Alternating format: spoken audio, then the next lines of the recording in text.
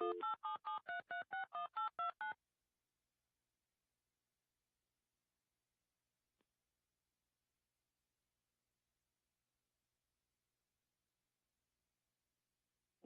to AT&T's teleconference service. Please enter your access code, followed by the pound sign.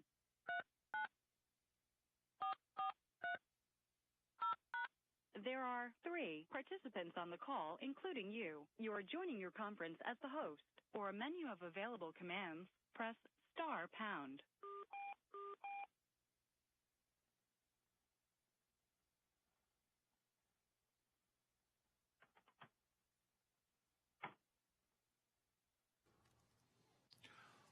All right, good morning, ladies and gentlemen. This is the County of Santa Clara's Federal Affairs Advocacy Task Force. The first item of business is to call the meeting to order, and we'll ask the clerk to call the roll and establish the presence of a quorum for our 2-member task force. Good morning, Supervisor Cortese. Here. And Supervisor Simidian. Here. Thank you. You have a quorum. Thank you very much. The next item of business is item number 2, public comment. Public comment is that portion of our agenda set aside for comments by members of the public on any non-agendized item properly within the jurisdiction of our committee. And I see we have one card from Mr. Scott Largent. Mr. Largent, if you'd like to come forward. As you know, we set aside 3 minutes for public comment.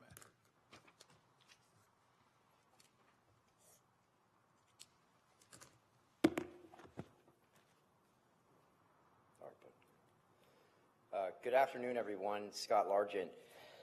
Yesterday at around 6 o'clock, I got out of the Santa Clara County Jail. I was arrested at the protest at Family Court, at our new Family Court facility. The nice ladies that have been hitting that up every Tuesday out there exercising their First Amendment rights have been pushed away from protesting out in front of the court. So this fake order that you guys are very well aware of, that states that on the order it says you can't go within 25 feet of the new courthouse. So what they're doing is they're taking law-abiding activity. We're not blocking sidewalks. It's not the court's property technically. It's the city of San Jose sidewalk. It's our sidewalk. And so what they've done is they've pushed these women across the light rail, okay, over to the zombie apocalypse with all the crackheads over at St. James Park. They're not protesting the park. They are trying to protest Family Court. So I was out there exercising my First Amendment right, which none of you seem to give a crap about. I consistently get arrested over this crap. I've been maliciously prosecuted over it. I am not doing anything wrong. Law enforcement shoved me down on my back. They ended up handcuffing me. They put me through their torture chambers over there at the new facility, down in the dungeon down there in isolation. Then they transferred me over to the Santa Clara County Jail, okay, which was just absolutely unacceptable. They kept me there all day long. They tried to say that I resisted arrest. Okay, I did nothing of the sort. And luckily enough, there were 7 or 8 different women there that were filming, that have been blasting this up on YouTube and on Facebook, which is really great. Once the local media started calling our torture chamber over there at the Santa Clara County Jail, they finally decided to drop the resisting arrest charge, and then it's violation of a court order. So now the county, since I am an indigent client, is going to spend, well, I'd say hundreds of thousands of dollars now to defend my rights and to fight this order, because neither one of you can step to the plate and do something right for the community. I've asked over and over again for you guys to review these orders and do something, and you do nothing. You turn your back, and you allow people to get hurt over there. You allow women to get their hands broken, people to get their heads slammed in the ground. You guys do nothing about it. This is unconstitutional. They should not be handing this stuff out to people in the parking lot. And they should not have hurt me, thrown me on the ground, thrown me in jail. None of that stuff should have happened. And the media puts enough pressure over there, and enough people that I've been advocating for rally bail together. You know, they were sending me to Elmwood? I was going to go to Elmwood until I was arraigned. Okay? I should have been cited and released. Yet I have to go through this process there, and then they stick me in an air-conditioned cell in the snake chambers over there. It's like waterboarding somebody over there with the air conditioning unit. Why was I stuck in a cell away from everybody else? Just to break the slave? What are you people doing? This is unacceptable, and it shouldn't happen anywhere in the United States. It's not a third world country. Thank you, and I hope your week gets better, sir. Truly, I hope your week gets better. All right, let me confirm with the clerk that that is the only card we have for public comment today. It is. That takes us to item number 3, which is to simply approve the consent calendar and any changes to today's task force agenda. Supervisor Cortese, I'm not aware of any changes to the task force agenda that are pending, so a simple motion to approve the consent calendar would be entertained at this time. So moved. Motion by Cortese, second by Simidian. Without objection and hearing none, the consent calendar is approved. Thank you. That takes us to our regular agenda, and we have a number of items for discussion today, and we're very pleased to have a number of folks both with us here in person as well as joining us on the phone. The first item of business, however, is item number 4, to receive verbal reports from the chairperson and the vice chairperson relating to items of interest to the task force. And Supervisor Cortese, I have nothing to report today. Anything you want to share today? No, not this time. Thank you. All right, thank you. That takes us to item number 5, which is to receive the verbal report from the Office of the County Executive. Mr. Marquez. Thank you, Supervisor. Nothing further to report other than the specific items we have later in the agenda. All right. As you can all tell, we're anxious to get to the items we have later on our agenda. That takes us to item number 6, which is to receive the verbal report from the Office of the County Council. Mr. Williams. Just make a couple really brief remarks. One is that we've continued to update the table of significant actions challenging federal regulatory changes or executive orders or other action with the current administration. Every single month that table seems to get a little longer, so people can take a look at that. It's been attached to the agenda.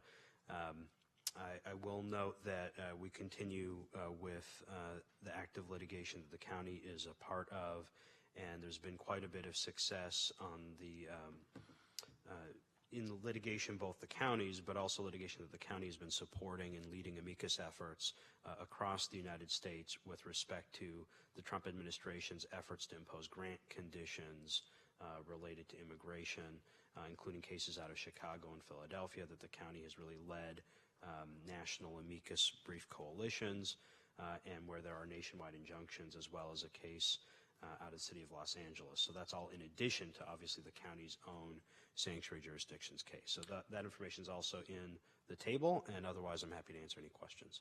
Thank you. I would like to offer a few questions today. I want to give that opportunity to Mr. Cortese as well in a moment. First, Mr. Williams, let me just ask on the so-called Muslim travel ban. My recollection and understanding is that we are at about our 3rd iteration on this at the administration level, yes? National administration. Yes, so the 3rd iteration, actually the oral argument was held at the U.S. Supreme Court just the other day. And we expect a decision from the Supreme Court by the end of June. Based on media accounts and based on looking at the discussion and oral argument, it doesn't look very favorable in the sense that I think people are projecting that there's likely to be a 5-4 decision to uphold the most recent iteration. Understanding at the Supreme Court. That's always a bit of reading the tea leaves. It absolutely is, but there were some pretty clear indications based on questioning. But yes, we will wait to see what the opinion actually says. And I know you're going to be meeting with folks from Prime if you haven't already had the chance to do so. But just for the record, briefly, our county role in this case, again, is? In the travel ban case, we've participated in the amicus efforts. Thank you. And then what you've listed in your written report to us, and thank you again, the grid's really very helpful. Executive order on sanctuary jurisdictions. Current status on this one again? So we have a permanent nationwide injunction that was appealed to the Ninth Circuit. Ninth Circuit held oral argument on April 11th, and we are waiting for an opinion from the Ninth Circuit. And when you say we, you do mean, in this case, we? Yes, the county filed that case. All right. And again, you said we're expecting further action when? There's no date certain, so we're just waiting for the Ninth Circuit to issue its opinion. All right. And I'll just underscore for the record again, as I have, that while the focus has been on so-called sanctuary jurisdictions, which is obviously a central part of the debate, the additional issue that I think has gotten lost in the public debate or discussion is essentially the direction from the administration to withhold public funds that would otherwise be available to local jurisdictions as a matter of right. And that's so I as much as the administration continues to cast this as a sanctuary city or sanctuary jurisdictions matter, I think there's some real taxpayer rights issues here as well, particularly given our status as a donor state. That's absolutely correct. The legal issues in the case have to do with separation of powers and have to do with federalism. It has to do with the structure of who's going to dictate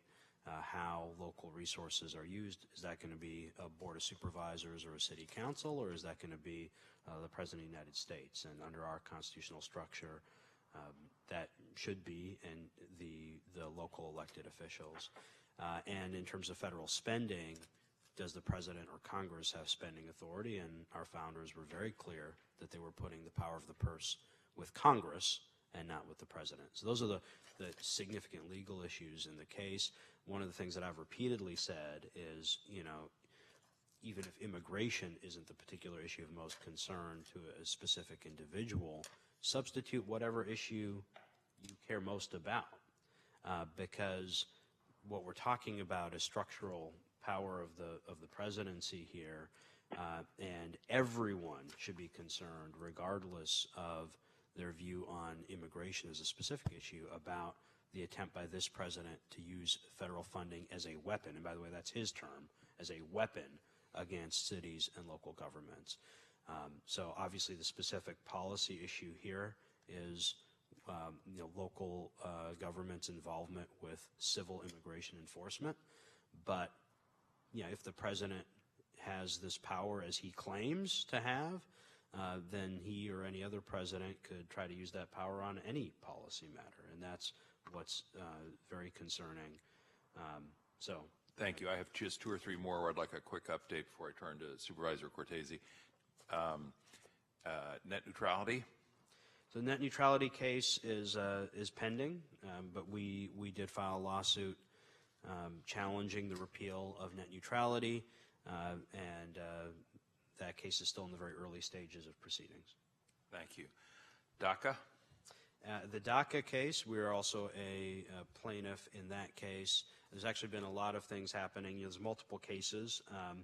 There have now been 3 different federal district courts that have ruled in some form or the other against the rescission of DACA. In our case, which was the kind of first case that moved, it's actually a series of cases that have been heard in front of the same judge here out of California. A nationwide injunction was issued requiring that the federal government continue to process renewals while the case is pending. A similar decision was issued in a case out of New York by a different federal judge.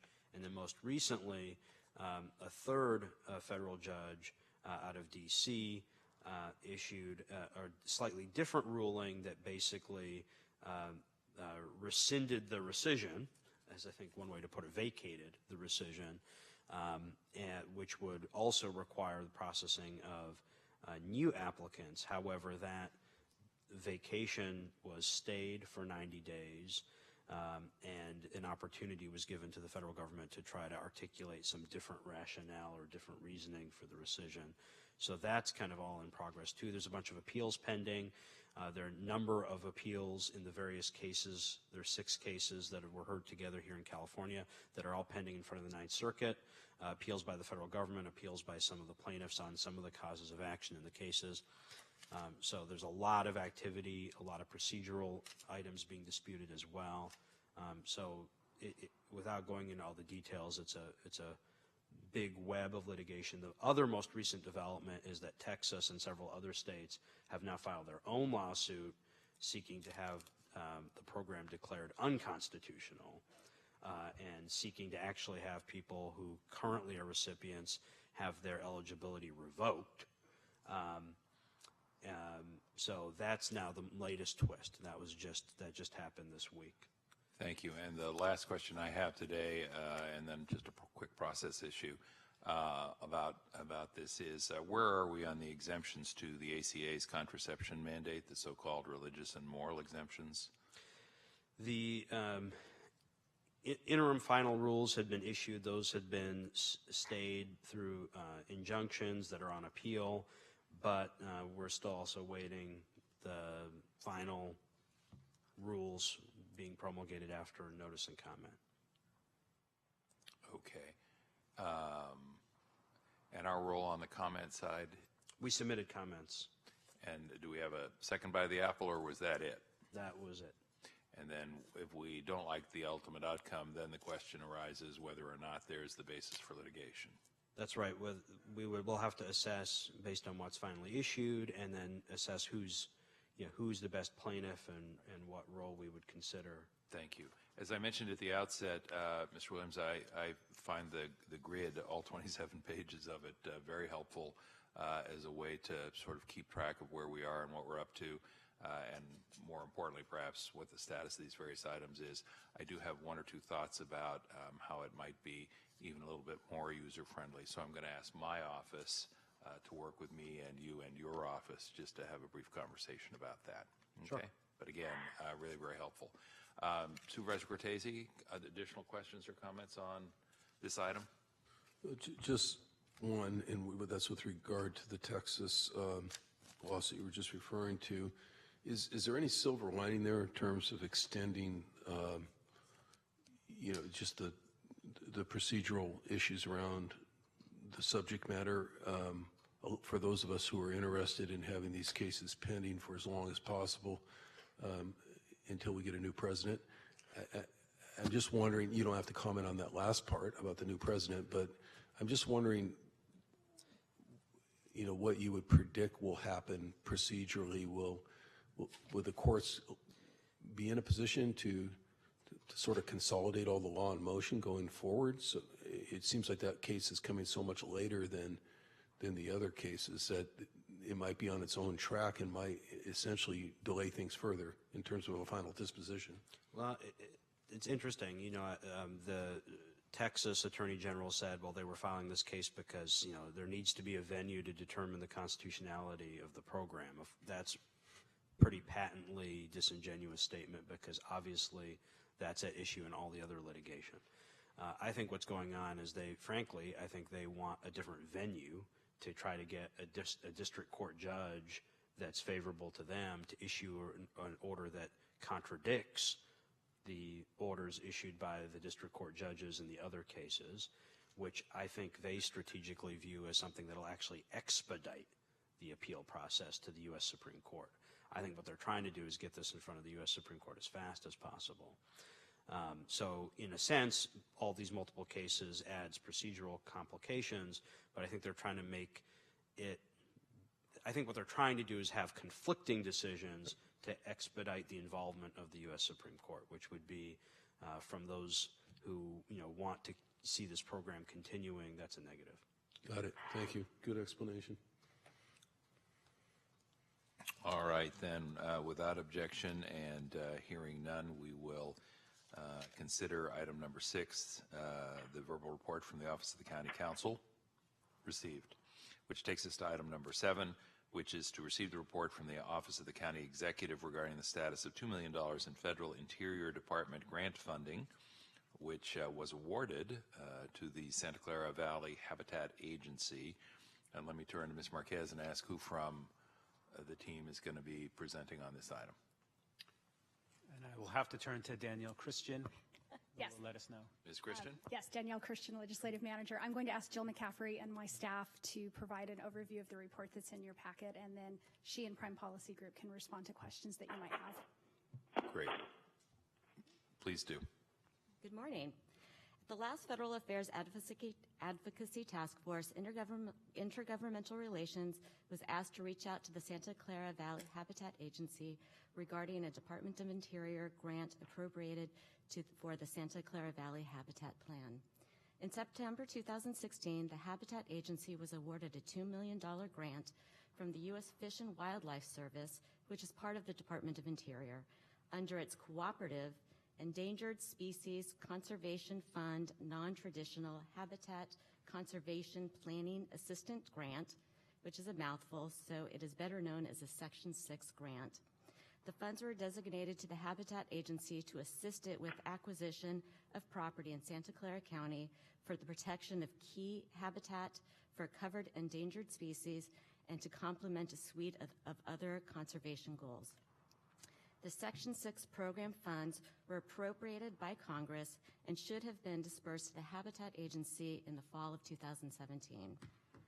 However, under the current Department of Interior administration, all Section 6 grant appropriations over $50,000 have been subjected to additional scrutiny and review by Department of Interior staff.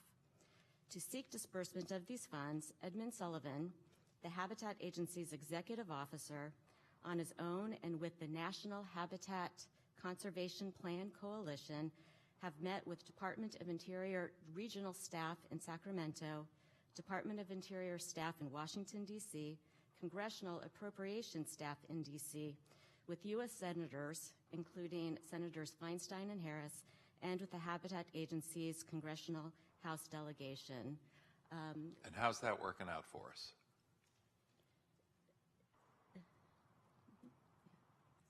Sorry, I wasn't sure you could hear me. I was able to. I apologize. Before we let you begin, Yes. why don't you introduce your whole team from Prime, Sure. since this is a first-time visit Yep. for a number of No you, problem. as well as for folks I'm who are Erin on the line. Griffey-Dorton with Prime Policy Group and all that. And I'm Rich Mead from Prime Policy Group. I'm Elizabeth Hart-Thompson from Prime Policy Group. And do we have anybody on the line we should be introducing at this point? Marty Paoni with Prime Policies on the line. Thank you very much. And Jacob Stryker from Prime Policies on the line. Thank you again. Back to you. Great. So I was able to attend some of the meetings with Edmund Sullivan about a month ago in Washington, and we had good response with the House delegation from Santa Clara County and a lot of interest in being helpful. One of the meetings that I did not attend because it was part of his coalition group meetings was with, I believe, Congressman Calvert's office. I don't know if it was actually the congressman himself, but I think that process is underway, that he is looking into this. I'm not clear as to where it is in the process, whether he's actually picked up the phone. There's talk of a bipartisan letter, which we spoke with Congresswoman Lofgren about, to reach out to the Secretary of the Interior to find out what the holdup is and look into that. Similarly, we've had conversations with Mr. Sullivan about having the appropriate person speak to someone with Senator Feinstein's staff, and Senator Feinstein works closely and very well with Senator Murkowski, who's the chair of the Senate Interior Subcommittee, and the idea being that she would ask her to then pick up the phone or write a letter or what have you to the Interior Department. All of that being said, that all assumes that Senator Feinstein doesn't have a huge list of things that she needs to ask for. Similarly, Senator Murkowski. So that's why we need to go at it several different ways to make sure we're covering all our bases.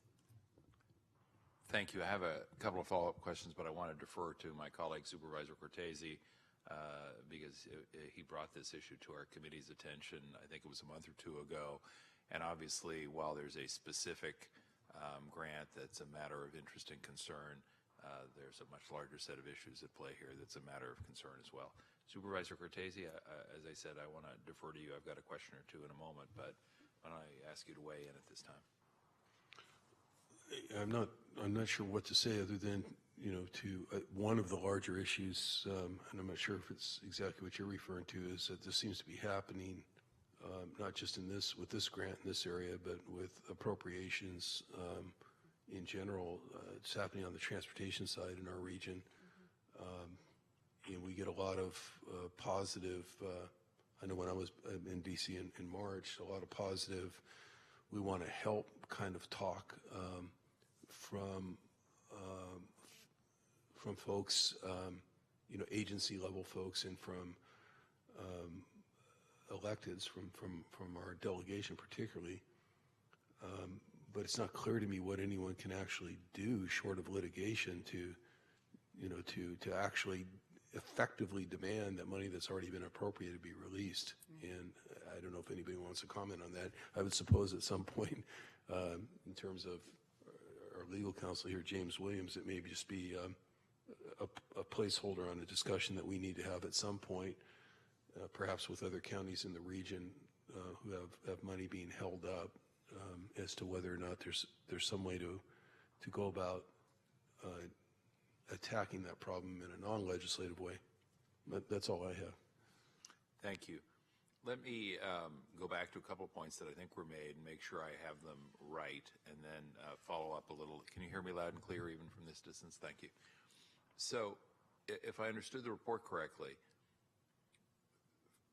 first, we don't think this is specific to this grant in this jurisdiction. Do I have that right? I think that is correct, as far as I know at this point. And the reason I ask very, very bluntly is because I think there is always a concern, and we certainly get questions about whether or not the pushback that Santa Clara County has provided, both through the courts and by other means, has generated, I'll call it a retaliatory response from the administration. And while that may or may not be the case, it's your sense that that's not the case here. This is part of a larger challenge. I believe this is part of a larger challenge. The larger challenge being that this very well may be a line item veto without saying it, without calling it that. And to follow up on that point, it also appears that this is not specific even to California, which is a state that has generated some controversy given the fact that these items have been held up in other states as well. That's correct. Okay. So the good news, trying to find a little, is that there is bipartisan concern, and that the bipartisan concern involves other states who have a vested interest in the outcome of this difficulty, yes? Yes. So it's my understanding that there were meetings with members of the Texas delegation and the Florida delegation and those meetings, I think, have sparked some concern in offices on the other side of the aisle, quite frankly. So on the Republican side, that I think there's some interest in and again, I don't know what direction they're going to go because I wasn't part of that, but I believe there's some interest in pursuing a phone call, a letter, what have you. And in Santa Clara, and we can do everything we can here with our congressional delegation here in Santa Clara, but they're Democrats. So for them to pick up the phone really won't generate too much, but that's why we're having to go through other avenues. Understood. And just to be clear, it doesn't sound like anyone's ever gotten a direct answer about, hey, what's the holdup, what's the problem, and so we're left to speculate that this is just essentially a slow walk, a stall, or as you put it, an alternative to a line item veto on these items. Correct, unless Jill knows something else. I didn't hear that, right? Yeah, no, it is just anything over $50,000. They're just double checking. Well, I was going to say I think I have a reputation for being a double checker, but it usually doesn't take me a year and a half to double check. So, okay then. Supervisor Cortese, anything else on this item? No, thank you. I think the only thing I would add to what we've already said, just since we're working with some new members on the team from Prime, is Supervisor Cortese, I assume that both you and I want to support efforts by Prime to continue to be helpful on this front as part of a larger effort, yes?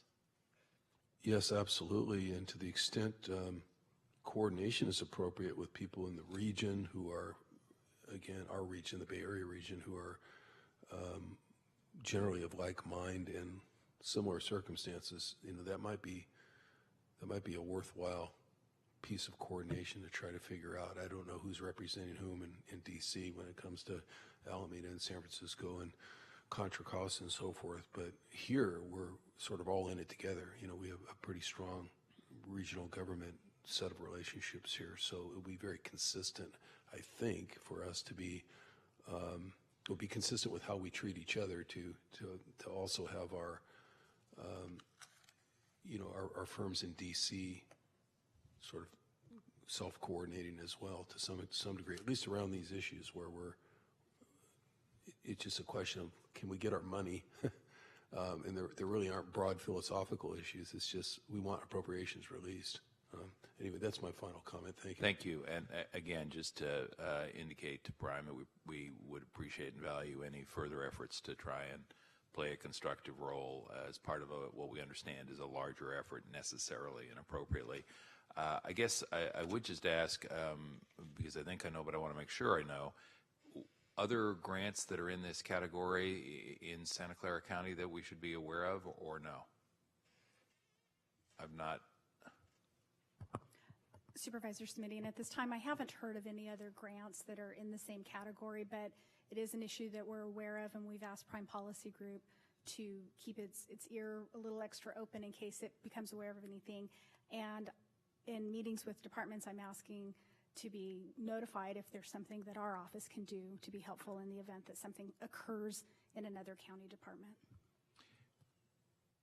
Mr. Williams, I know you and your office aren't sitting around with your feet up watching the Warriors games, but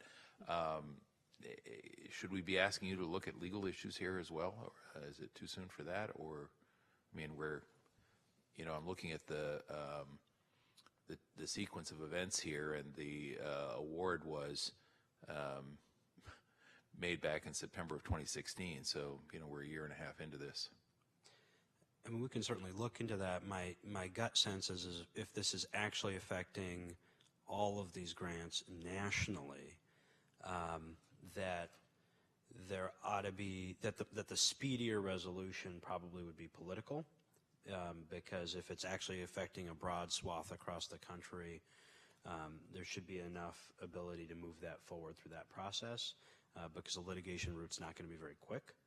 But we can certainly look into it. Yeah. All right. Well, I think to be continued would be the understatement, perhaps, of the conversation. And Mr. Mead, were you leaning in, or you just? I was just about please. To add, I think in concurrence that I've seen this in the past where these kind of holdups at agencies, once litigation is introduced, it actually can have the opposite effect of freezing things rather than forcing action on it, because like you said, the course of litigation takes a long time, and the agency will use that as an excuse for not acting forward if there's pending litigation. Yeah, and that was kind of my concern. I think if it was targeted, if we felt like it was a certain category of grants or in certain regions or areas, my recommendation might be a little different. But if it's truly national, I would first try to push much harder on the political front. Yeah, and just one last word on this for what it's worth. My view, I think we've seen that unfortunate result with the FAA, frankly, which is a place we've been trying to work with cooperatively with the assistance of our members of Congress for the last several years. And when there was a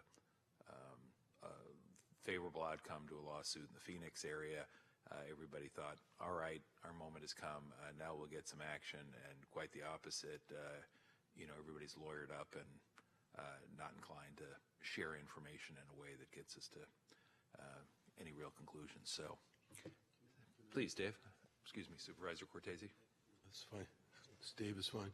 I don't want to push this in open session with any granular thoughts on what's happening. And I would say this, as an attorney who has litigated, I would almost always counsel clients when they would tell me they want to litigate on principle, that's not a good reason, particularly if there was a very low likelihood of success.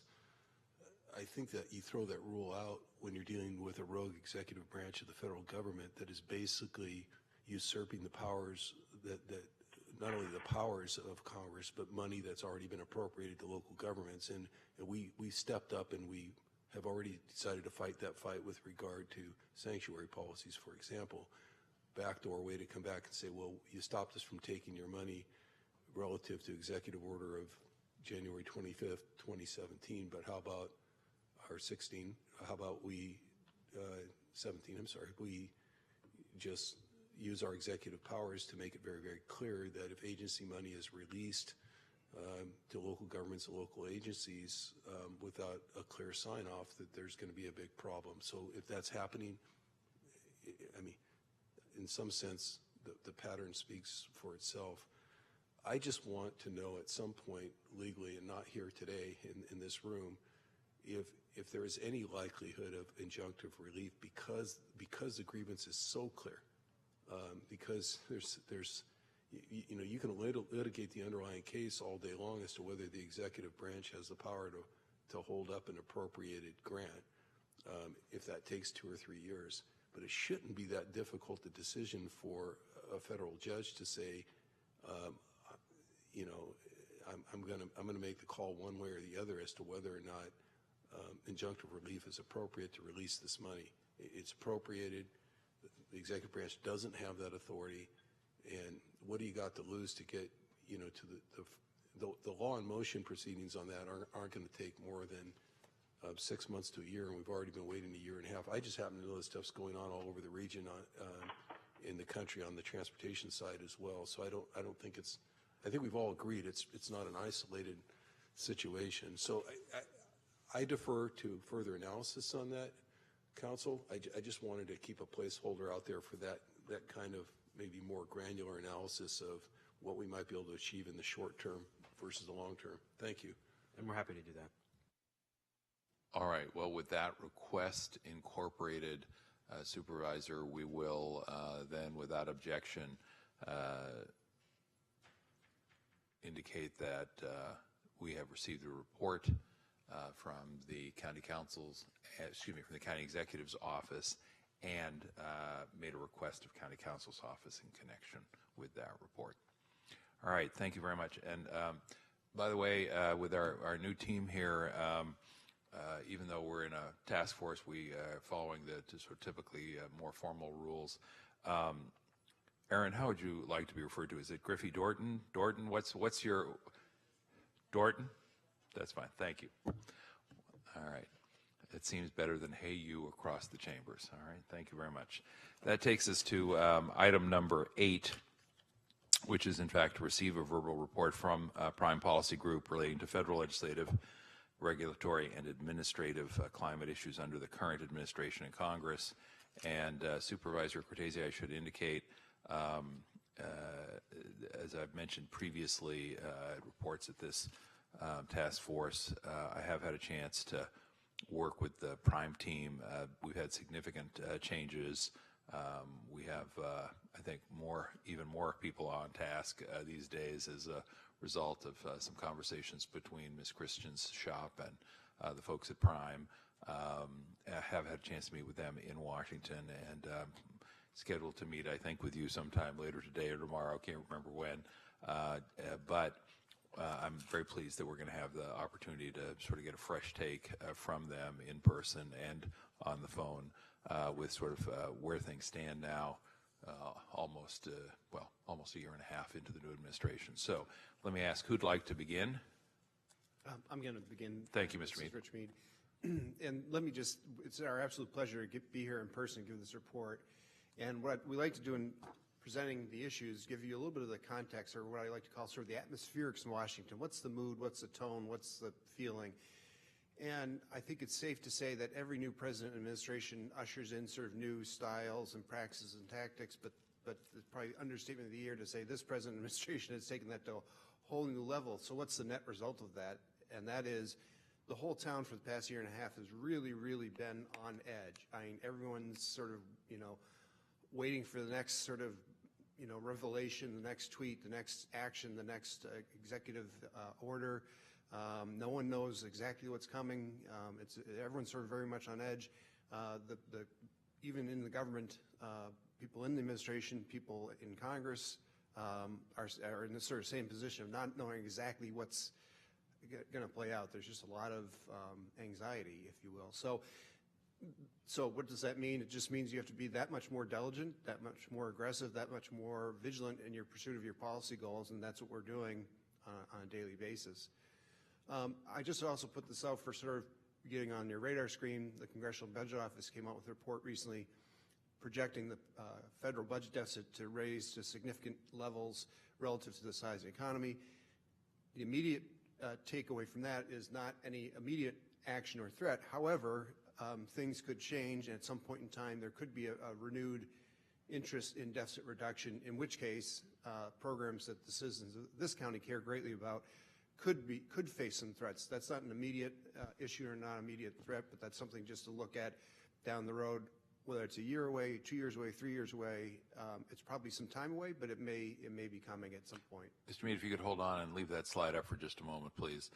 And Supervisor Cortese, I'm going to encourage you and both of us to interrupt Mr. Mead and the team as needed to ask our questions as we go, because there's a lot of material crammed into this. As I look at this slide, my recollection is, and I'm looking at the straight line on the relationship with percentage of GDP for federal debt. And of course, the number goes up dramatically after 2008, and that's, I believe, in response to the $700 billion in TARP funds and the stimulus package and all of that in the aftermath of the Great Recession. Yes?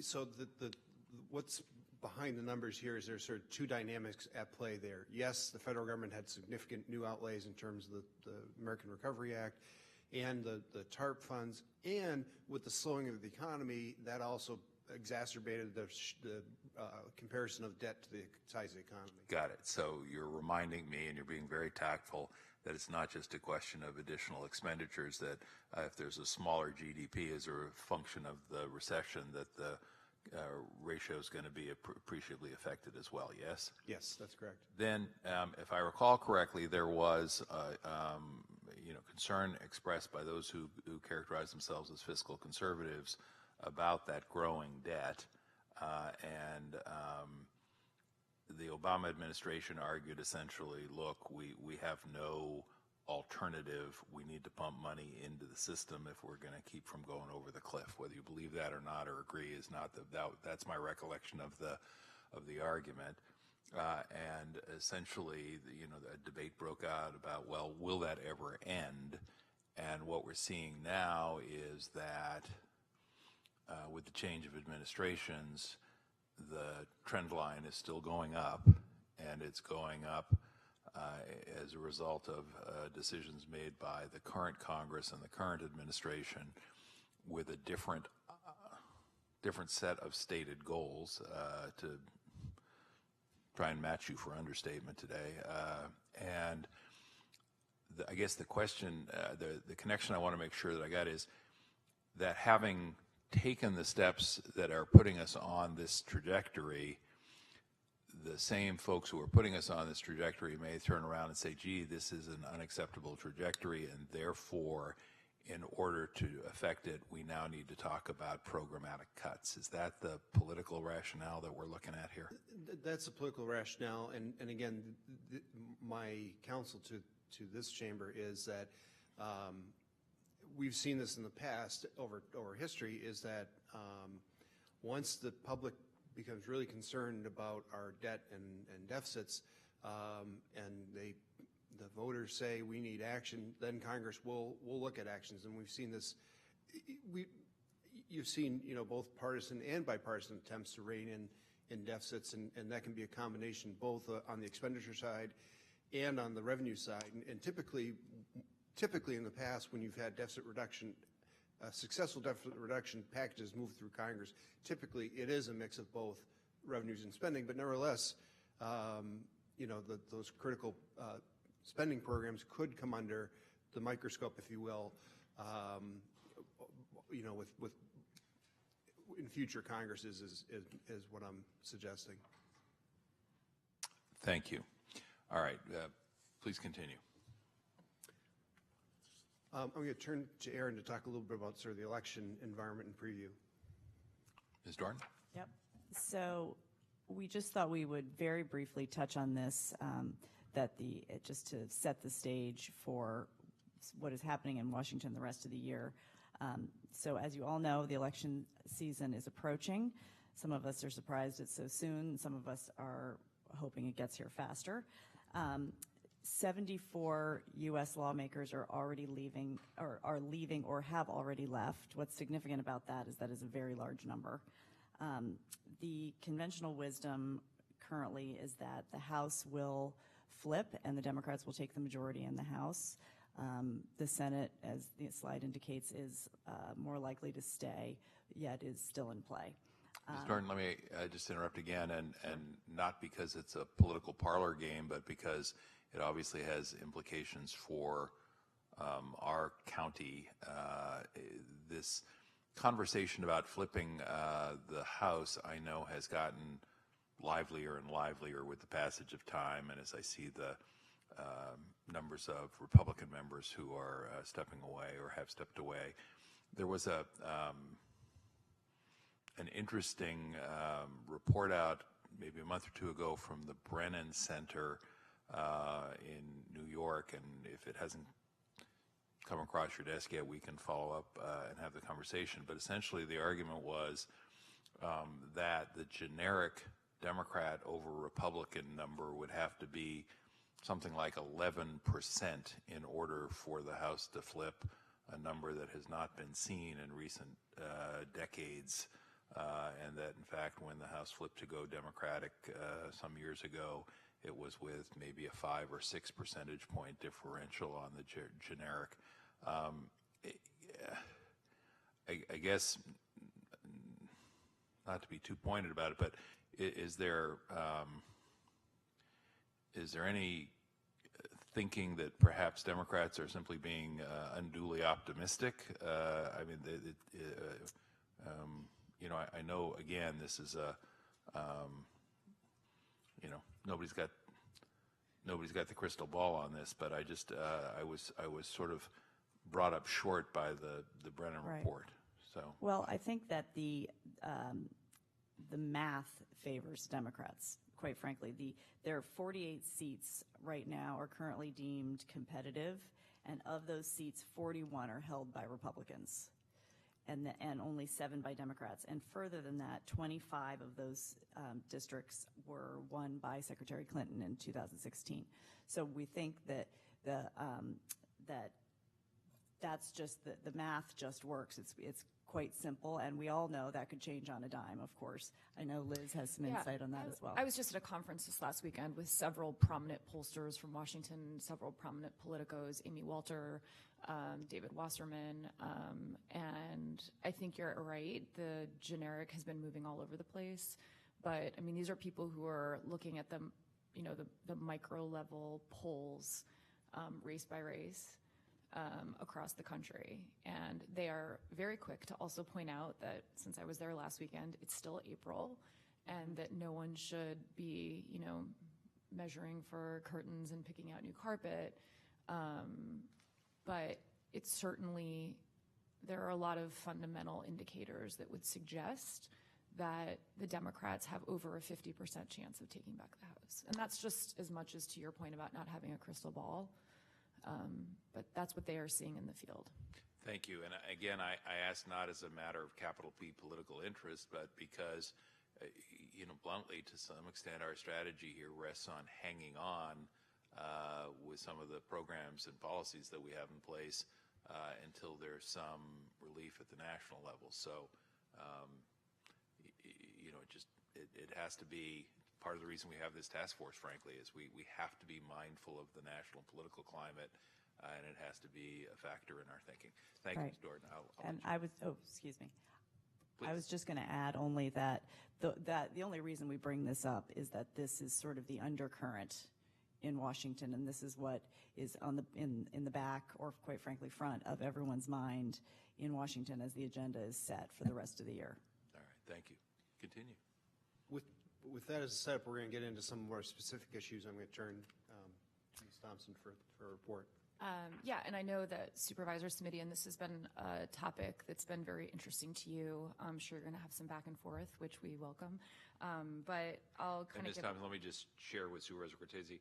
Supervisor Cortese, I have asked the folks at Prime to share a little of their thinking and observations on this topic, and the first bullet point really is the issue that I asked if they could include, which is that Silicon Valley seems to be losing its sheen or its luster in Washington, D.C. And there's been a little bit in the press about it, but not that much. It's something that sort of comes up, in my experience, a little more informally, I guess I would say. But back to you, and I appreciate your following up on the request. Sure.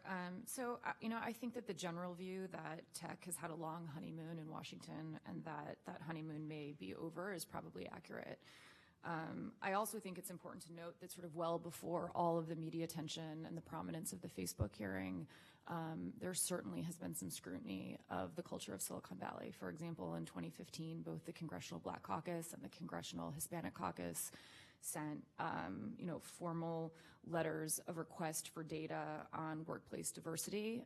In fact, this week, Monday and Tuesday, the CBC led a delegation here to Silicon Valley and met with a wide variety and array of companies and executives.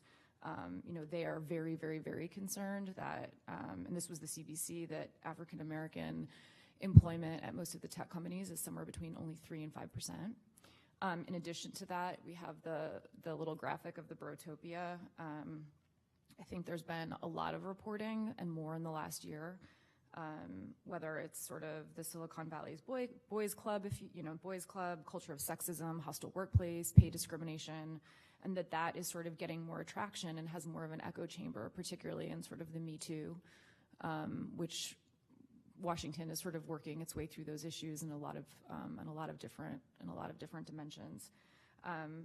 Going back to the Facebook hearing, though, I would say that I think a lot of people's takeaway from the Facebook hearing was that that comprehensive legislation is probably not imminent, because it was very obvious, particularly in the Senate,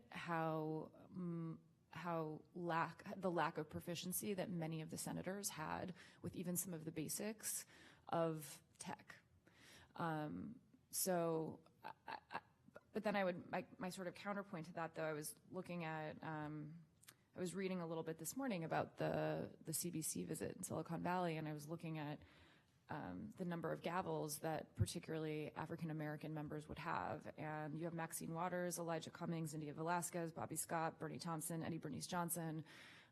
So if Democrats take back the House, like particularly with some of the other issues I was highlighting, the diversity, the workplace, pay inequality, we actually, be careful what you wish for. There may be a whole other level of scrutiny on Silicon Valley that is outside of just the privacy concerns and the other issues that have been raised by Facebook. We did kind of list out here, there's no doubt that some of the takeaways were that, CEOs certainly can't dodge and weave the way that tech CEOs can't dodge and weave the way that they've been able to do. Again, if there's not comprehensive legislation, FTC action, and certainly that advertising-based business models are definitely being questioned. To your point earlier, and Supervisor Cortese, again, please feel free to weigh in here if you have comments or questions. I was not particularly surprised. First, I should say I was not. I did not pay detailed attention to the Facebook hearings, but you couldn't miss them out here. That being said, while I was not surprised by the lack of technical proficiency, I was surprised at some fairly basic foundational understandings that didn't seem to be there. And I'm not trying to cop an attitude here. I'm really trying to get an understanding from you all. And I was struck by it when it said advertising-based business models are being questioned. I mean, did people really not understand for the last decade and a half how these... We're making money? Yeah. Yes. I think that was on display in the Senate in particular.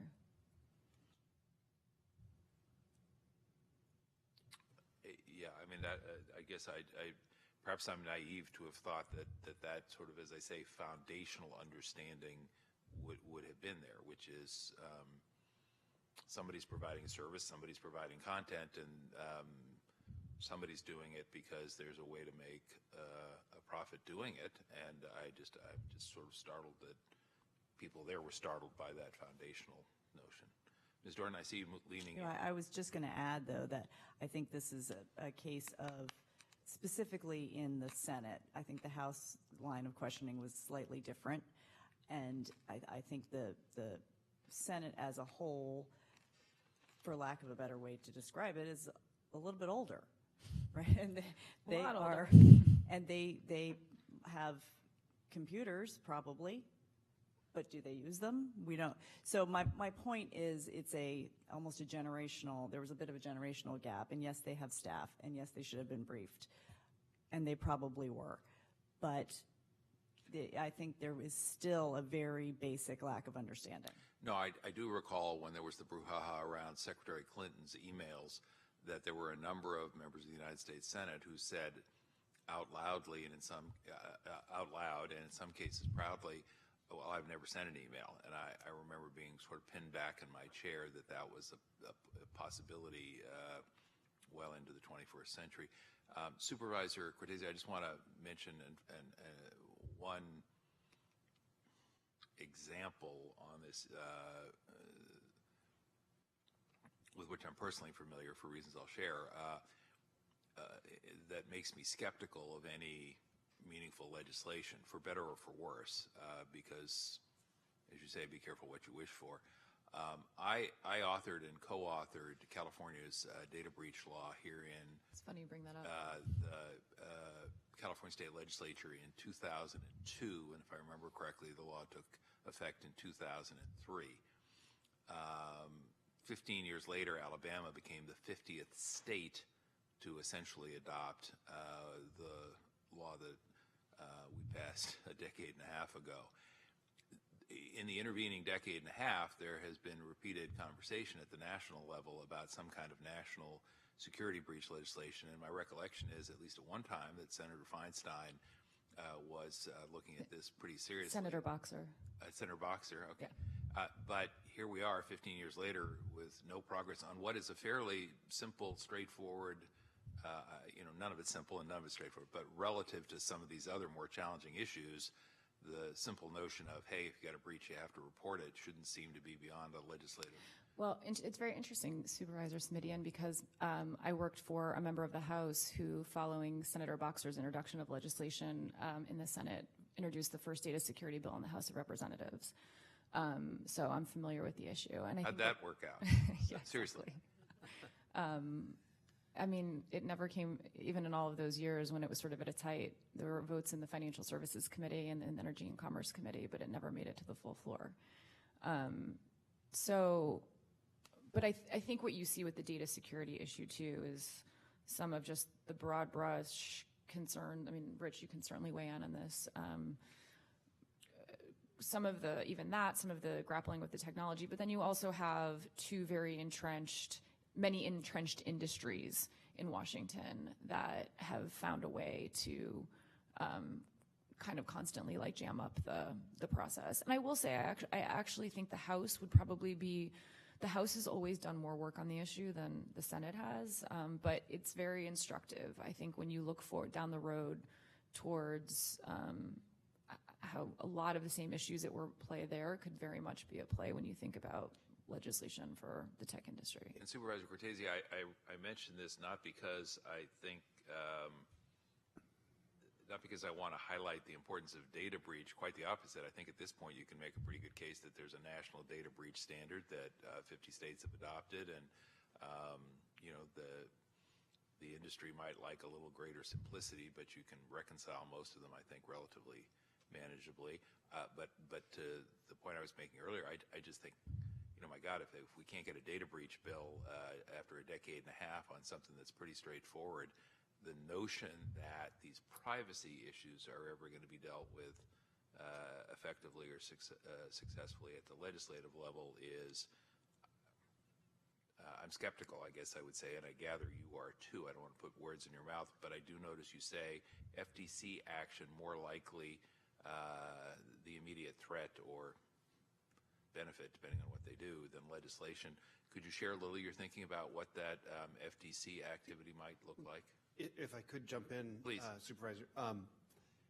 You're wise to look at this through the lens of the data breach issue, because I think we share that view, is that if they can't solve that problem, this is a bigger problem, more complex, and so this would be harder to solve. So probably the outlook for legislative action is pretty slim. With the FTC, you've got an interesting dynamic going on where you've got a whole slate of new commissioners that have just been confirmed by the Senate coming in.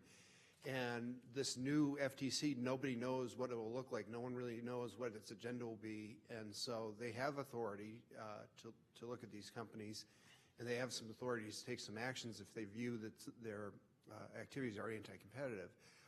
But we don't know what how the FTC will behave. The FTC is fairly unique federal agency in that it does express and act very independently. It's not really driven by the White House per se, even though the White House has selected some of the commissioners.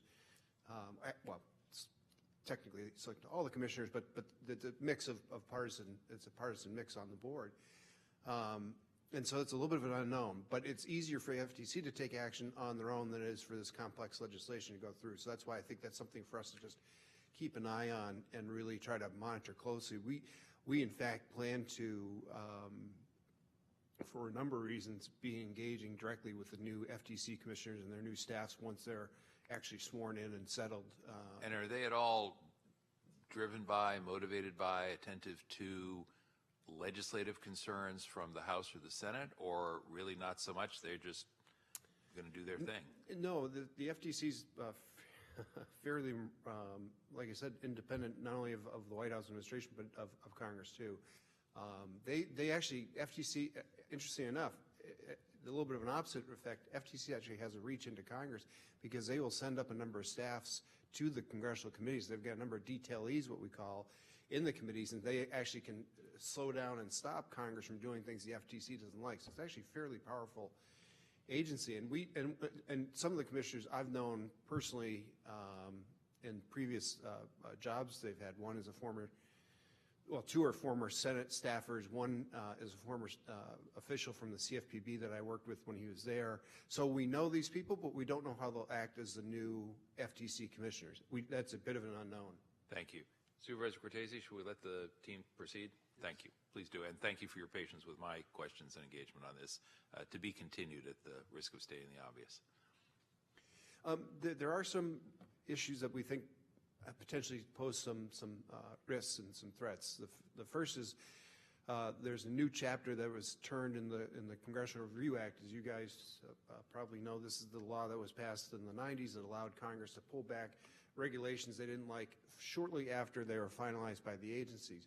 The new twist is that they've gotten the General Accountability Office, the GAO, to look at agency guidance, and if they deem that guidance they believe constitutes a regulation, not just guidance, that resets the clock under the Congressional Review Act, and then Congress can act based upon the GAO determination, not from when the guidance was issued. So this potentially puts a whole slew of regulatory guidance from all the agencies in play, if you will, under the Congressional Review Act, which again is an expedited, simple majority vote in both bodies of Congress. So there's some exposure there. There's some exposure around this rescission authority. The President reluctantly signed the Omnibus Appropriations Bill and complained about some of the spending in it. And so some people have been whispering to the President, well, you know you have this authority to send up to Congress a request to pull back or rescind some of that funding that was previously approved. And we're told that the Office of Management and Budget Director, Mick Mulvaney, is looking at putting together some recommendations for some rescissions. Now, the good news is that some of the key players on Capitol Hill, in terms of appropriations committees, in terms of Senate leadership for the Republicans, have expressed little desire to take action on it. But again, because it's a simple majority vote, there is some exposure on the programs the county citizens care about, and so it's something we'll have to keep a very close eye on. And the other thing to keep in mind, too, is that when the President sends up a request for rescissions, it's program by program. So Congress doesn't have to act as a package. It doesn't have to reject the package at hand. It could pull one or two or however many they think that, yeah, we can pull that funding back without political consequences. So it's something to keep a very close eye on. And then finally, with the President issuing executive order last month to charge his agencies to look at federal income support programs and see about instituting what I'm calling these new work requirements, that's something to keep a close eye on too. We've seen this administration allow states to move forward on their own in the Medicaid program in terms of instituting these work requirements, but we've not yet seen the federal government try to push this down to all the states. And there's some question about what can be done administratively and how far this administration will try and push that envelope. Getting the changes in the statute to actually impose these requirements on states is much higher threshold. It's a 60-vote threshold in the Senate, so there's not as much exposure from that end, but we'll have to watch the key agencies in terms of USDA, HHS, Treasury, and some others to just see what they're going to try and do on their own in this area. Thank you. In terms of protecting the Affordable Care Act, we saw last year Congress's attempt to quote-unquote repeal and replace the law was unsuccessful, and there's not a likely risk, they're not likely going to try that again this year. However, there are some threats to the law through regulation in terms of the association health plan regulation that was proposed, in terms of the short-term insurance policy regulation that was proposed, as efforts to try and undermine the law. Those regulations, could be subject to legal challenge once they're finalized, if in fact they're finalized in ways that there's significant legal grounds to challenge them, which I think is probably a likely outcome on both fronts. And we saw Congress was unable to legislatively pass the market stabilization efforts earlier this year. Now, if the Democrats take back one or both chambers, I think it puts a lot of the health issues sort of back on the table, and I think we'll see the Democrats being more active in this area in terms of legislating, and whether it's addressing stabilization issues, looking at Medicare, Medicaid for improvements to those programs, whether it's voting to try and reinstate the individual mandate and as part of the ACA.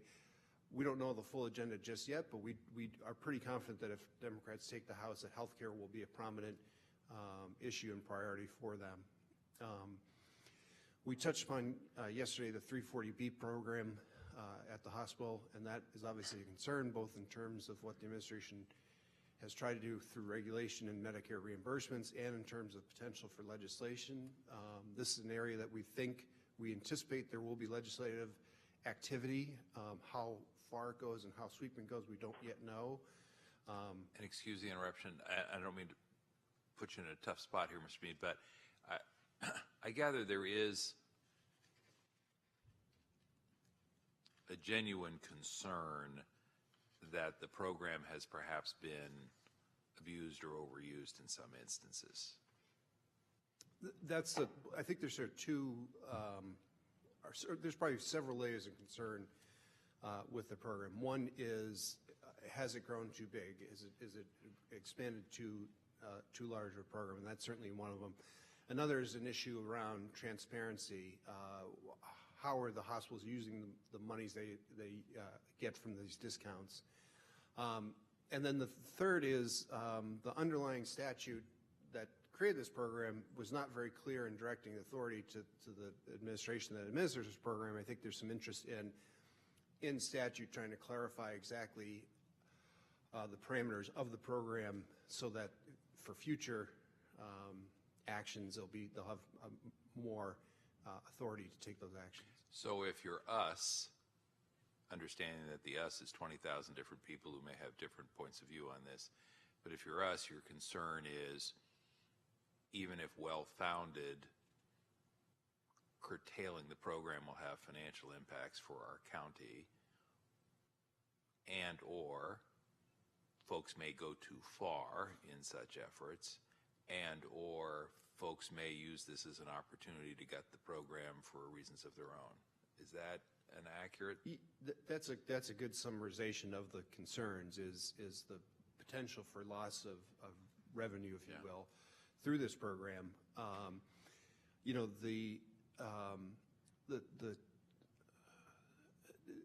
I will say this, that opponents of the program have done a good job over the past number of years of a campaign in Washington of saying this program's too big, this program's too generous, and so there's been a drumbeat going on. And so now for those who like the program and benefit from it, we're in a little bit of a defensive position to say, not, and it's not to say we're not open to any changes, but don't do any changes that'll harm us. In talking to the hospital, I don't want to speak for them obviously, but there's some things that could be done to improve the program in terms of more transparency in a way that's a reasonable way, but there's things that can be done that are very unreasonable that we're very concerned about in terms of trying to instill a level of accountability that no one can meet. Thank you. And then just finally, with the administration is on several fronts is challenging Planned Parenthood, and you mentioned that with the county council's report, and it's just, again, something to keep an eye on, this constant challenge that's coming through the administration. Now I'm going to turn to Ms. Dorton for a report on immigration. So we thought we would just briefly touch on immigration because I know we already spoke of it earlier in the county council's report. But with the failure of DACA to proceed in the Senate, it's unlikely that anything will happen before the November elections. There have been rumblings of efforts on multiple fronts, but it's very unlikely that anything will gain traction. Similarly with TPS, deadlines for departures are looming, and the administration's unwillingness to extend TPS status improves legislative outlook somewhat, but it is still a very tall order. And what does that mean for Santa Clara County other than the continuing the drumbeat, working with the senators and the congressional delegation and continuing to fight the good fight on all fronts. We have some ideas which we can talk about offline later in another setting, but that's just a quick update on that issue.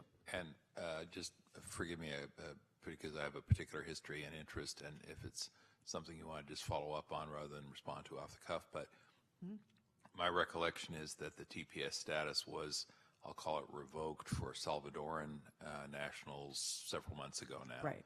So what happened to those people? Where are they? So what the Department of Homeland Security did was they did not extend that status for those individuals, and they allowed them an 18-month period to depart the country. So it's an 18-month transition. So they're not. That's the deadlines that are looming. These, that clock was set in motion, this winter, and so the 18 months will go very quickly. And so there's some great concern in that. And are folks, do we know either anecdotally or by some more rigorous assessment, are folks packing up and going home? Anecdotally, what we've heard is that there are a lot, it's been, the immigration courts are getting very active around this. So I think the first stop is to try to take this to the immigration courts to try and extend your status that way. I've not heard anecdotally or otherwise of sort of a mass departure yet, but as we said, these things are looming. And one of the things about these citizens, it's, many of whom have been here for a very, very long time, and they've bought homes and they own businesses, and they are part of the fabric of the community. And to just, based upon this order, just to, pack up and go, it's not quite so easy. I mean, they've got, it's going to take them some time, and perhaps, even longer than 18 months that were granted for this. And so it's, the country is Salvador, Haiti, and I think there's a number of these countries in the same status, and for each time the administration's been unwilling to grant extensions. Thank you. Please continue. And again, Supervisor Cortese, you'll weigh in if and when with questions or comments. I'll keep this brief, mostly because I think this is probably the least novel part of our update. I think how tax reform was covered in the press was very accurate. It was an extraordinarily partisan process. It was an extraordinarily expensive tax bill. It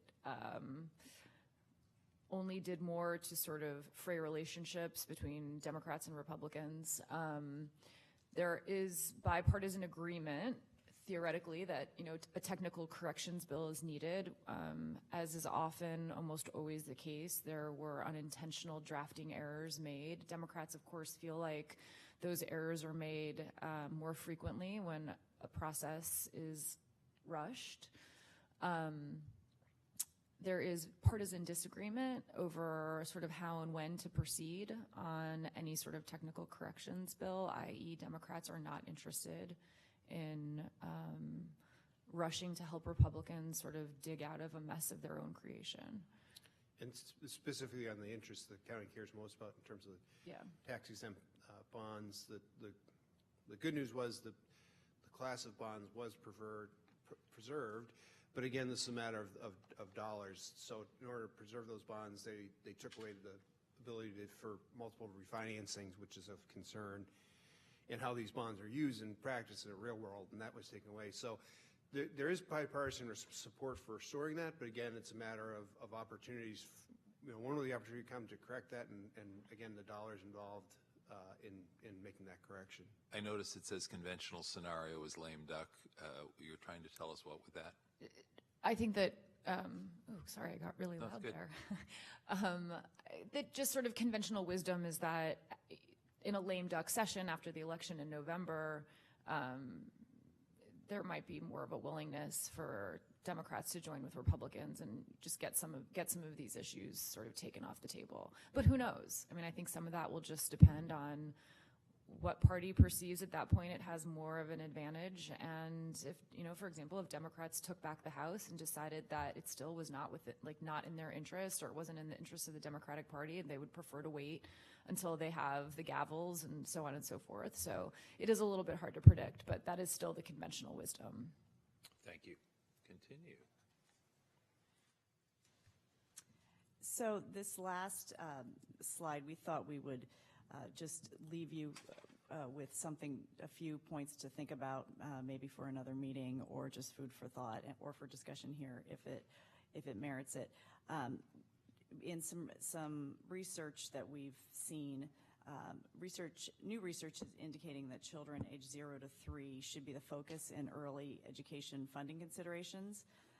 Currently, the model is to use, I believe it's a second or fifth grade reading levels, to predict future demands on incarceration and public health systems. But it's now becoming pretty obvious that that's just simply too late. And so having talked to some people about this, and this seems to be something, this is a little preaching to the choir here with Santa Clara County, but the county should investigate potentially more intergenerational poverty models or wraparound services which take care of the whole family sort of from the early childhood. For example, early childhood meals prepared either in the summer or during the school day or daycare, and then into including rehab and potentially skills training for parents. So, and again, we were at the hospital yesterday, and that seems to be something that fits really nicely with what the county is already doing on a lot of fronts. But that's just some new data that we saw that we thought you might be interested in. The second thing is simply that domestic spending is up. It has increased. And so, while the county should continue to fight the good fight against programs that are being cut, we should also look for more grant opportunities, because they still exist. They're still out there. And so while we may not immediately gravitate towards Secretary Carson at HUD, we should identify some programs there that are already there that we could tap into for the county and take advantage of this sort of unique moment in time. And then lastly, this is self-explanatory, FAA reauthorization has passed the House. Senate passage, as we say, there is imminent. We believe there's some provisions on noise mitigation that the county, as my understanding, is okay with, and so we will keep you posted as that proceeds. Thank you for that. And does that bring the presentation to a close? That was your presentation, yes. All right, and up come the lights. Supervisor Cortese, do you still have a hard stop at 11:30? I know that was, you're okay? Comments or questions at this point? And just the first bullet point on this last slide, I mean, the other two you're talking about specific federal opportunities or actions. We've certainly been looking at exploring self-help measures, including funding measures that deal with early childhood, both education and child care. Are you just encouraging us to do more self-help, or are you saying that there's a potential for federal assistance in that regard?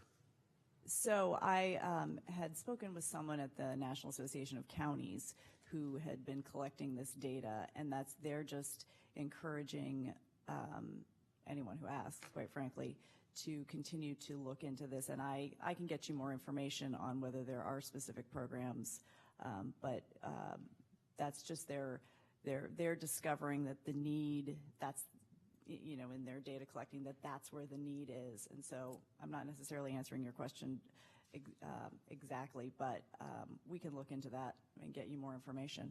Absolutely. Yeah, I'm fine. I was just trying to clarify. Right.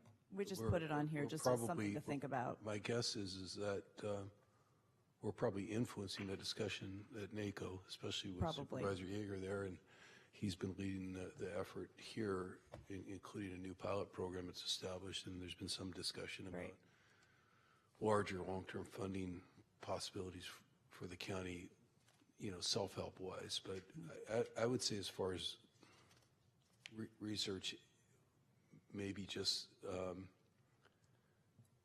sort of tying the second bullet point with that, if there's, you know, we don't know how and when we may be able to expand our own program to make it relatively ubiquitous in a county this large, but if there's opportunities, grant opportunities, and such that can augment what we're doing already with general fund dollars, I think that would be of huge interest here. So thank you for that. Yep. Right. To be continued. I will say thank you for the report, and appreciate the fact that you sort of tried to help us understand the context as much as the sort of day-to-day push and shove, which I think is helpful and important in our own considerations here. Supervisor, if you're amenable, I would simply say motion to receive the report, and agreed. Without objection, the report has been received. Thank you again to the entire Prime team, who I know is part of the conversations we're about to have on other items as well. Item number 9, and this is the report on the executive order relating to reducing poverty by promoting opportunity and economic mobility. And who should I turn to on this one, Mr. Marquez? We have Denise Boland from the Social Services Agency here to present. Okay. Ms. Boland, I cannot resist. Reducing poverty in America by promoting opportunity and economic mobility sounds like a really great thing. What do you think? Excuse me, Danielle Christian. I'm actually going to provide information on the report that's in your packet, and I asked Ms. Boland to be here to talk about any specific impacts at the Social Services Agency, or really actually to be a resource to respond to any questions that you might have about what this could mean locally for us. As indicated in your report, on April 10th, President Trump signed the Reducing Poverty in America by Promoting Opportunity and Economic Mobility, an executive order, and yes, by its title, it sounds like it should be a really wonderful thing. However, it orders federal departments to review their public assistance programs, such as food stamps, housing assistance, and Medicaid, the programs that exist for the vulnerable populations that live in our community and those throughout the United States, to propose new regulatory or policy changes to the way benefits or services are provided to families and individuals. It calls on agencies to strengthen work requirements, eliminate or consolidate federal programs that are duplicative or ineffective, which translates into cuts, and to give states more flexibility in administering welfare programs, possibly through block grants. The executive order also highlights the public charge issues, which is in the realm of federal immigration policy. Individuals who could be in need of public assistance, and that could hold up their admission or green card status to the United States. The order provides 9 principles of economic mobility to guide agencies that administer public assistance programs to effectively reform the welfare system. I'm not going to go through all the principles. They're outlined in your report. The order does not yet set any new policy, but it does reflect a more conservative view of the nation's entitlement system. An example, the White House fact sheet on the executive order includes a statement that welfare enrollment for able-bodied adults is at record highs, and that adding or enforcing work requirements for able-bodied adults on welfare is an effective solution to help Americans regain their independence. So no later than 90 days from April 10th, agencies are to submit to the Director of the Office of Management and Budget and the Assistant to the President for Domestic Policy a list of recommended regulatory and policy changes and other actions to accomplish the principles outlined in the executive order. The order further states that within 90 days after submission of those recommendations, in consultation with the Director of the Office of Management and Budget and the Assistant to the President on Domestic Policy, take steps to implement the recommended administrative actions. The impact of the executive order is unclear, as there are several efforts underway or activities that have been proposed to achieve similar outcomes: more stringent work requirements, some restrictions on benefits, making some cuts. For example, and as Mr. Mead pointed out, the Trump administration has started allowing states to impose work requirements on residents enrolled in Medicaid. So from the state level on up, there are 3 states that have enacted work requirements. 7 additional have applied to do the same. California is not. Thank you, Denise. But, you know, again, this effort is from the top down, trying to move work requirements out as a requirement across the nation. You may have seen media reports last week. The Housing and Urban Development Secretary, Ben Carson, proposed some far-reaching changes to federal housing subsidies, tripling rent for the poorest households, and making it easier for housing authorities to impose work requirements. Lastly, and Denise might have a little bit more to say about this, the House Farm Bill, which includes SNAP, the Supplemental Nutrition Assistance Program known as food stamps, would impose work requirements on certain food stamp recipients. Unless authority is provided in existing law, the administration may have some difficulty making some far-reaching regulatory changes. I think there appears to be some risk or threat in the Farm Bill for food stamps. But at this time, we're waiting to see what the agencies put forward April, May, June, July. So in July, and then see where things go from there.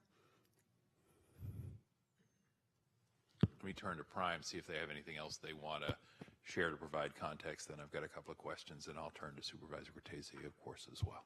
That was an excellent report and summarized the issue very well. And I think your statement about without changing the underlying law, we don't view the authority resting with the administration alone to impose these upon states across the country. It's one thing to approve a waiver and allow a state to do something like this. It's another thing to push this out to all 50 states, which we believe would have to require a change in law.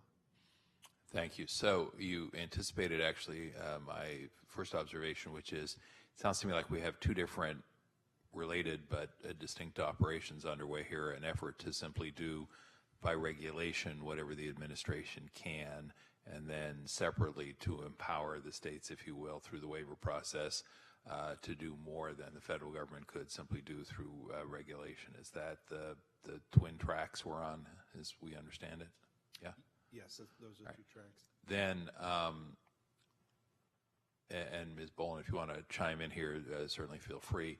I guess the 2 questions, the first one is the question that I asked Mr. Margolin, who gave us a very good response, but I want to sort of throw it open to anybody who's in the room and anybody who's on the phone. If you say, well, able-bodied people will have to work, I think most people say, well, that makes sense to me. Why shouldn't that be the case? So what is it that we're reacting to or missing in that assessment? And then I think the second question I have is you know, in real terms for Santa Clara County, what's the biggest threat, risk that we are concerned about here? Because we're, you know, we may or may not have a point of view about what's happening in Kentucky, but our obligation, of course, is here in Santa Clara County. So the first thing is this question of work requirements. Why is that a bad thing? Because I think a lot of people would say, well, if folks are able-bodied, you know, not unreasonable to expect them to work. Supervisor, first of all, I want to remind you that Santa Clara, San Francisco, and San Mateo will be engaged in work requirements for our for our able-bodied SNAP participants come this September. So we're already underway in terms of doing some activities. So that while we're engaged in that, we'll see how that goes. And I think there's flexibility here with us working with our clientele and our community to make that work for everybody and be a +1, if you will. And let me just interrupt you with a quick question, which is, and I'm sure you remember when we had this discussion at the full board, I expressed concern about our ability to hire the folks to provide that training and supervision work on a timely basis. I'm starting a pilot today, or we started it yesterday, May 1st, and we are already engaged in some pilot activities. So I already have 3 staff on board, and we're currently hiring. Great. So thank you. I'm confident we'll have lists and we'll have people hired, but I know that we will have a plan in place should that not get completed in time. So that's kind of the good news. The good news for Santa Clara is because our waiver goes away, we're ahead of the game in some of these things in terms of starting to look at opportunities for our clients. Our bigger concern, at least mine personally, is around the Farm Bill. If it shortens, currently we're talking about a 3-month and a 36-month period with some exceptions, especially as we roll out, so that's a reasonable assumption. The Farm Bill and those kinds of proposals are to narrow it to 1 month and to give us a stipulation of if you aren't in compliance, you could lose your CalFresh participation for 12 months.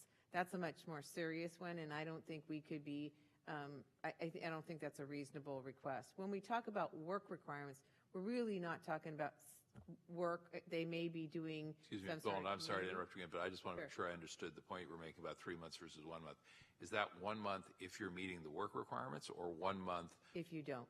If you don't, okay. So if you have one slip, 1 month that you were sick with the flu, 1 month that something happened and you didn't get to that community service work site or that job fair or whatever you're scheduled to go, one month that something happens, and we've all had some, when we're juggling balls, perhaps something does happen, in 1 month you would then be sanctioned for 12 months. That's the proposal that's currently, not that we'll necessarily see that at the end, but it shows us a concern and a shortening of these work requirements that make it much harder for us as staff to provide that to clients and much more harder for those clients to actually provide and do without a misstep and then losing really their nutrition benefits. That's what we're talking about here with CalFresh is it's just providing basic nutrition. And, you know, we already know from talking to our food banks and other folks in the area that they're very concerned that should enough people fall off and not be able to receive this benefit for a period of time, they're not certain that they'll be able to provide the deficit when people need additional services from them. So that's one of our concerns. The other is it's just sort of hyperbole to talk work requirements when in truth, when we look at our and everywhere else's, most of these public assistance programs are for children. So children are not going to get jobs, but it lends this scarlet letter, if you will, again to public assistance rather than looking at it a positive. We start to say, oh, those people, rather than they're at their neediest, and we're helping those in our community.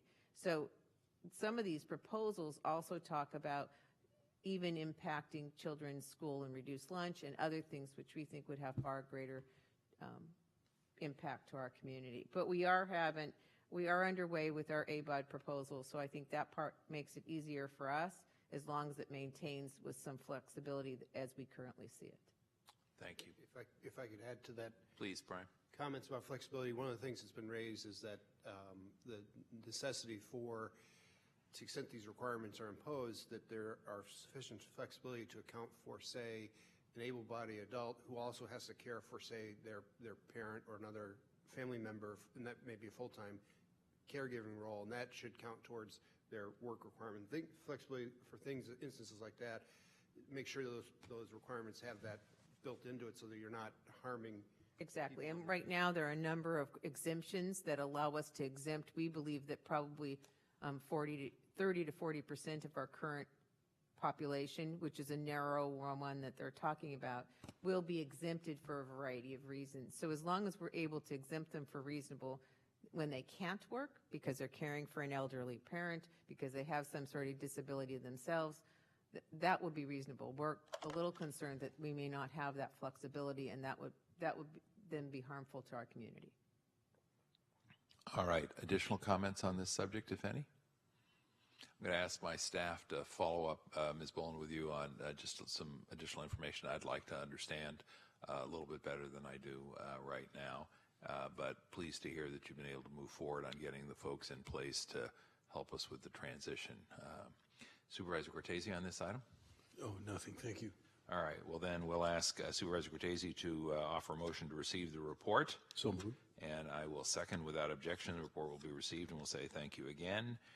And then item number 10, Supervisor Cortese, is an item that I placed on our agenda, even though it has not been much on our agendas previously, but presidential actions relating to trade and tariffs, just because of the interest and concern about whether or not this could have any impact on our local economy, which could then subsequently have an impact on our county financial circumstances. So who'd like to take the lead on this one? I'm going to look for somebody to lean in. I'm going to take a very quick lead and just introduce Casey Daughtery from Prime Policy Group, who I'm hoping is still on the line to talk about this for us. The last name again is? Daughtery. Daughtery. Thank you very much. Are you with us? I don't know if Casey made it, but this is Marty, and I'm ready to fill in for her. All right. Please do. Do you want me to go ahead now? Yes, we are on item number 10 in our agenda, and that is the report from the administration, which has been handed off to you regarding recent presidential actions on trade and tariffs and impacts to the economy and employment here in Silicon Valley. We do have an enclosure that is relatively brief from Prime. It just talks about tracking tariffs and trade, in addition to the memorandum that we have received from our own county staff here, Mr. Preminger and Ms. Christian. So whatever you think you would like to share, this would be a good time to do it. Sure. Obviously, your area of the state, with its over $21 billion worth of exports, would have an interest in trade. The president has reopened the NAFTA trade agreement, and those negotiations are ongoing. You've probably read about them. They've made somewhat progress, but not a lot. And although everybody keeps saying nice things that we're getting close, but the trade negotiator is hoping to wrap things up, Bob Lighthizer, sometime this month. Early May was his preference, because they want to, in order to consider this under Trade Promotion Authority, which is called Fast Track, it is the implementing legislation. Once you come to an agreement, a trade agreement, you have implementing legislation which changes your tariff rates, and that is done by legislation that House and Senate both have to act on. And in order to get a fast-track authority to do that, and where the Senate and House give up their rights to amend, and in the Senate it is a tight time agreement and it cannot be filibustered, then this Trade Promotion Authority is periodically renewed. It was renewed during the Obama administration with the eye of trying to get the TPP agreement enacted. That is at the moment history, unfortunately, but the fact that TPA was renewed, President Trump can't avail himself of that and try to get NAFTA done under the fast track. problem is when Congress gives up things, they ask things in return.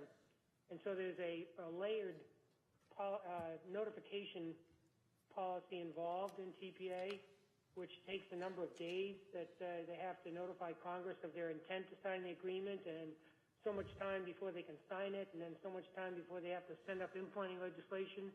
And then there's also a 105-day calendar where the U.S. International Trade Commission issues a report on the agreement. So all of this is to say that this takes some time once you get an agreement to try to get it up and get the legislation voted on. And they realize that's why Lighthouse is trying to get it done this month, because in order to get it even done by, if not the election, by lame duck, he has to get this clock started. But the agreement is still not gelled yet. As a matter of fact, yet on Monday, the latest proposal the U.S. made to Mexico on auto rules on origin of content was rejected. And we, the United States, wanted a higher rate of parts coming from high-income countries, i.e. the U.S. and Canada, and Mexicans rejected that. The next meeting for the NAFTA negotiators will be May 7th here in D.C., where the Mexicans are supposed to make a counteroffer. In addition to that, the Trump administration wants a sunset, and U.S. and Canada and Mexico are not eager for that. And then there's this dispute panels that are part of trade agreements. That is causing problems also. So these things haven't been resolved, and we'll see if they can be resolved. In addition to all this, you've probably read and heard about the tariffs that the president has levied increase on steel and aluminum. And today he's got Secretary Mnuchin, Secretary Ross, Trade Negotiator Lighthizer, his assistant at the White House, Peter Navarro, and Larry Kudlow, his economics guy, he recently brought in from MSNBC or CNBC. They're leaving for China for negotiations on Thursday and Friday over these tariffs, and we'll see how that goes. That depending on who you listen to, Mnuchin says he's looking forward to, quote, frank discussions. Ross says he's not optimistic of a breakthrough, in which case mid-June you could start seeing effects. China has already announced retaliatory tariffs on various things, nuts, fruit, wine, and they've very wisely gone after agricultural crops like soybeans, which are in the heart of Trump's support country. And he's already gotten the attention of a lot of farmers in states that will be heavily affected by this. So that's all still up in the air, and we'll see how that goes. Let me interrupt with a question, if I may, which is,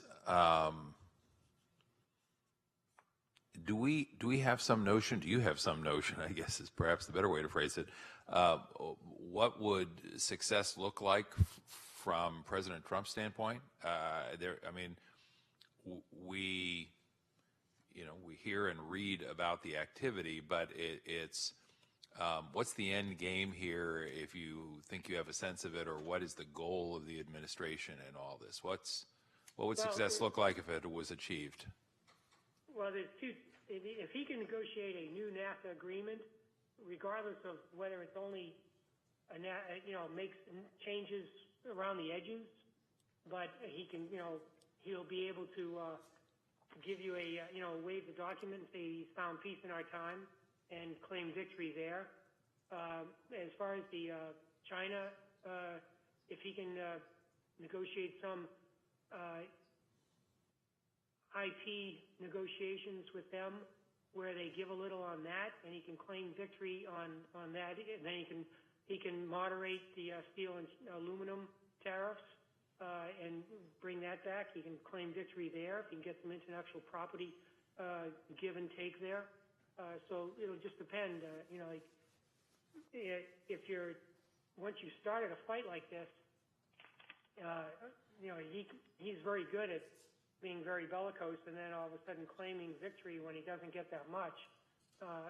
Time will tell. Got it.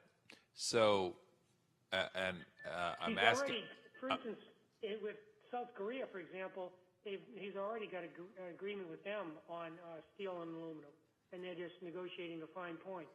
So he's already made some, progress with some of these other countries. It's China and NAFTA that are the big nuts to crack.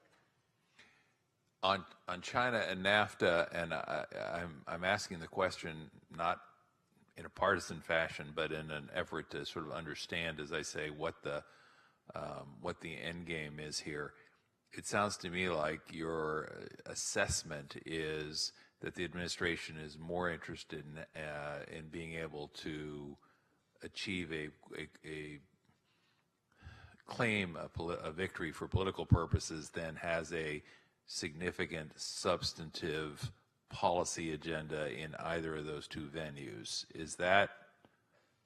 Well, I think yes, and I think the problem here is I think he got himself into this mess because of political values. He attacked the NAFTA agreement, and then after the fact, all these members of Congress went trooping up to the White House, explaining to him how since NAFTA has been implemented, it's become a integral part of our economy between the three countries, and particularly with our agriculture products, and our auto industry is heavily reliant on Canada and Mexico, and so, but he campaigned on the fact that he said NAFTA was a horrible deal, that he can negotiate a better deal.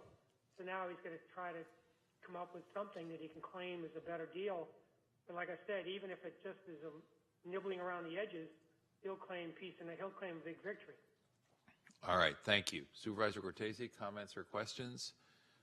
Thank you. Staff or Prime, anything else on all this? The only thing I would add to that report is that I was at the Office of the U.S. Trade Representative about a week ago on the issue of NAFTA, and the official told me, quite honestly, that their outlook is for essentially status quo. Now, I think politically you're right that the president will then point to that whatever minor changes around the edges and say, see, I got a big win, and try and claim victory, but the staff at the USTR aren't expecting dramatic changes in the trade policy. Got it. Mr. Marquez. At this point, they're just trying to avoid a disaster. Because if you throw out NAFTA entirely, you will see a disaster. Got it. Mr. Marquez, let me just ask a question. It sounds to me like we are not yet at the point where there is significant impact here in Silicon Valley on our Silicon Valley business and industry. The fear, of course, that's been, I think, expressed and that is consistent with the report we've received today is that things could get out of hand in a hurry.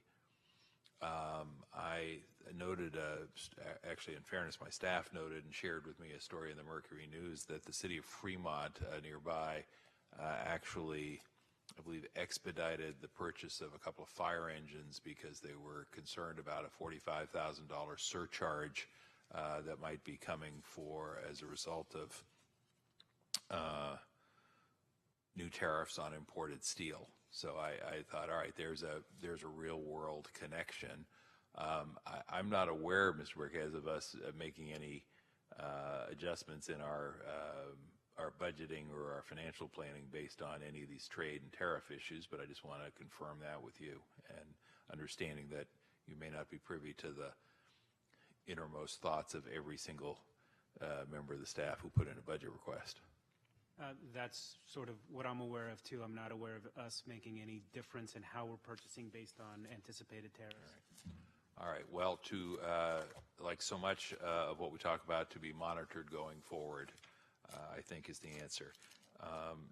Anything else from Prime or Ms. Christian on behalf of the staff? Because we are at our final item, and I'm going to ask Supervisor Cortese in a moment with thanks to the Prime team on the phone and here, I'm going to ask for a motion to receive the report, and then we'll adjourn the meeting. Last call, folks from Prime. Anything else to share today? All right, good to have you with us. Really a pleasure to have you all, notwithstanding the 21st century technology, it's always helpful to have you right here in front of us. And Ms. Christian, thank you. Supervisor Cortese, can we get a motion to receive the report on item number 10? So moved. Motion by Cortese, second by Semidian. Without objection, so ordered. And that is our final item. We have approved the consent calendar and the minutes, and therefore we get to item number 12, which is to say we are adjourned to the next regular meeting of this task force. Thank you all. Meeting adjourned.